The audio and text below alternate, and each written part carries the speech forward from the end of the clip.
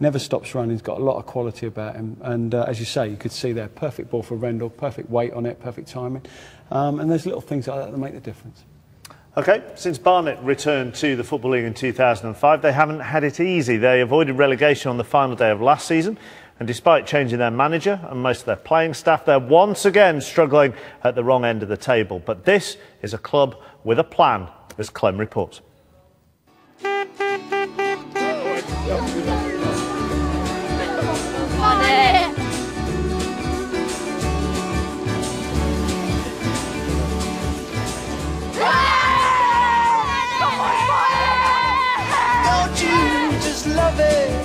Underhill, Barnet's home since 1907, London's smallest league ground, bursting with character and memories of the club's decades as a non-league club, but with growing inadequacies in terms of competing in the modern era. In stark contrast, 7 miles down the road is the Hive, Barnet's state-of-the-art multi-million-pound centre of excellence. The home of Barnet's first team and players of the future. It's also a valuable source of income from both the local community and visiting professional teams. 1, 2, 3. Let's go! What's the grand master plan?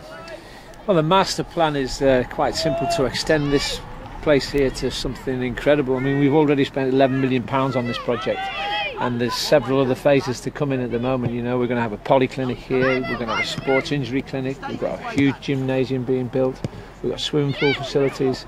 Eventually we're going to become an academy with an indoor facility as well. So we're going to grow the place, continuously grow it. Do you think the fans understand your vision as to why you've built the training ground before getting the ground sorted out? They've been very patient with me. I mean, don't misunderstand, if I could have built a ground sooner I would have done, but I've spent years, 16 years trying to get planning permission. We've had 3 public inquiries, you know, over £1 million has gone in planning to try and get a new home for this football club. There's this terrible situation in football where when your first team gets relegated, not only does your funding towards your club stop from the Football League, but also your youth funding stops, your community funding stops.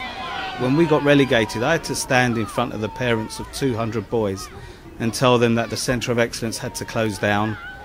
And, you know, when you've got kids crying because their future as they see it has just ended, it's really, really hard.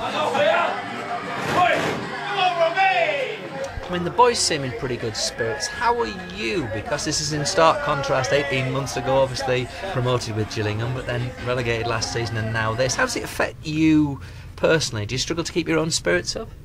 No, not at all. I think it's one of those, you listen and learn from people who have been in the game a lot, and don't ride the highs too much and don't get too low on the lows, but have a focus and just be thankful, really. You get up every day and you're doing probably the second best job in the world, that's managing a football team.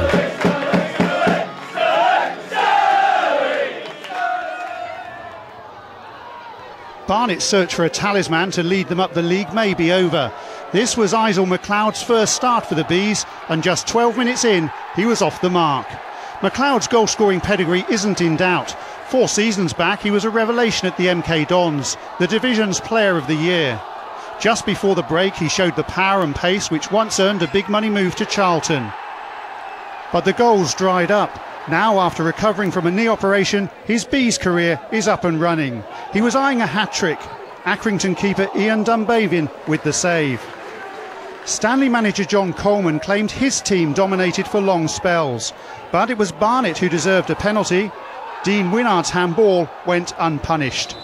For the visitors, Sean Hesse cannoned a free kick against the bar, but the afternoon belonged to Mcleod and the Barnet management team, hoping he's back to his potent best.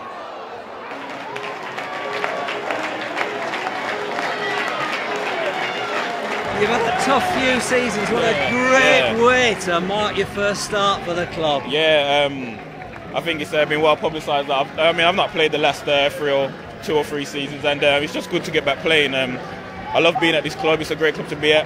and hopefully now we can, you know what I mean, start climbing up the table. And it's your Christmas too tonight. You'll be out celebrating, eh? Yeah, I mean, you know what I mean.